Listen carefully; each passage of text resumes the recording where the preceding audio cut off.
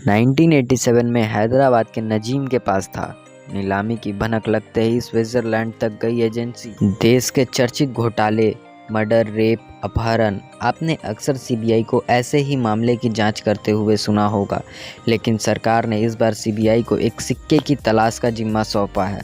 ये कोई ऐसा वैसा सिक्का नहीं, करीब 400 साल पुराना 12 किलो का सोने का सिक्का है। आखिरी बार इसे 1987 में हैदराबाद के नजाम मुकम्मा जहाँ के पास था। फिर स्विट्ज़रलैंड में इसकी नीलामी की खबर मिली और उसके बाद से कुछ अता पता नहीं है। आज हम आपको इस सिक्के की पूरी कहानी बताएंगे, मतलब इस सिक्के को किसने बनवाया, हैदराबाद के नजीम तक कैसे पहुंचा, इसकी कीमत क्या है और सरकार कैसे इसकी तलाश कर रही है। तो चलिए शुरू करते हैं।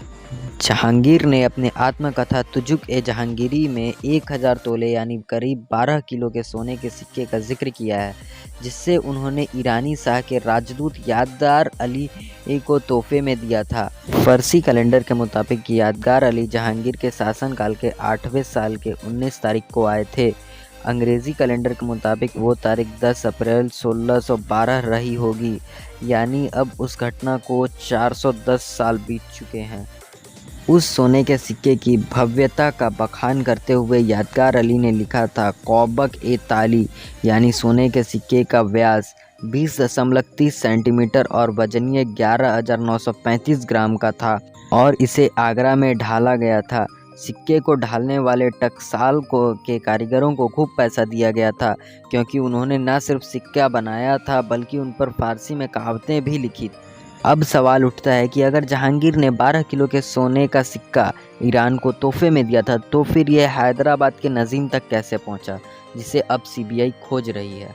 सीबीआई के पूर्व जॉइंट डायरेक्टर शांतनु सेन ने अपनी किताब में सीबीआई जांच के हवाले में से लिखा था, जहांगीर ने 12 किलो का एक नहीं बल्कि 2 सोने के सिक्के बनवाए थे।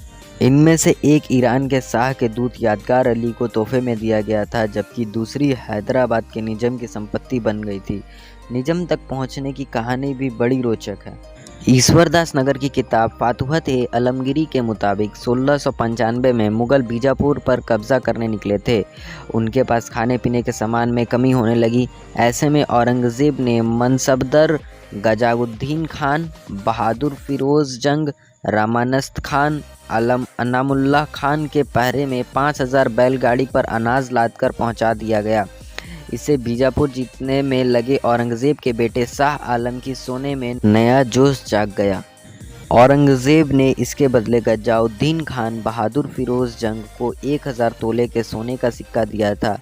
यह सिक्का गजाउद्दीन से उसके बेटे निज़ाम उल मुल्क असफल जहाँ प्रथम के पास पहुंचा, जो हैदराबाद का पहला निज़ाम था। भारत की आज़ादी तक ये सोने का सिक्का असफ जाह के व्यंजनों के पास था। फिर हैदराबाद के आखिरी निज़ाम मीर उस्मान अली खान के जरिए ये सिक्का उनके व्यंजन मुर्कम झा के पास पहुंचा। उसके बाद धीरे धीरे इस सिक्के की चर्चा खत्म हो गई।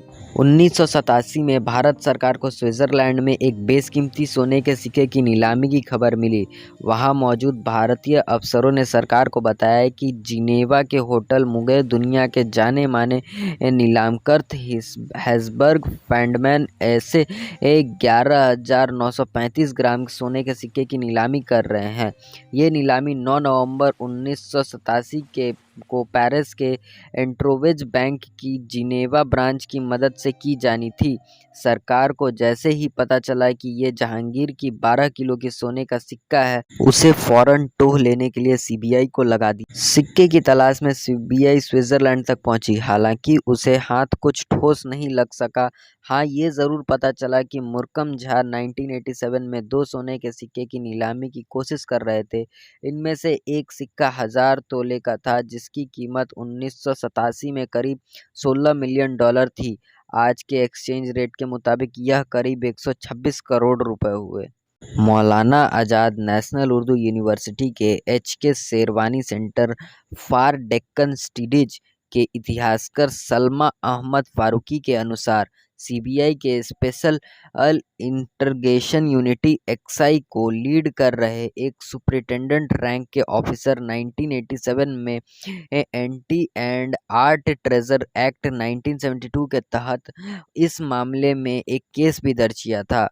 35 साल पहले जिस सोने के सिक्के को खोजने में सीबीआई नाकाम रही थी, अब सरकार ने पिछले महीने यानी जून में उसकी खोज का जिम्मा फिर से सीबीआई को सौंपा है। अब ये देखना दिलचस्प होगा कि सीबीआई उस सिक्के का कब तक पता लगाती है। वीडियो अगर थोड़ी-सी भी अच्छी लगी हो तो वीडियो को लाइक, शेयर और चैनल को सब्सक्राइब ज़रूर कर दें। हम आपके लिए डेली ऐसे जानकारी वाले वीडियोज़ लाते रहते हैं।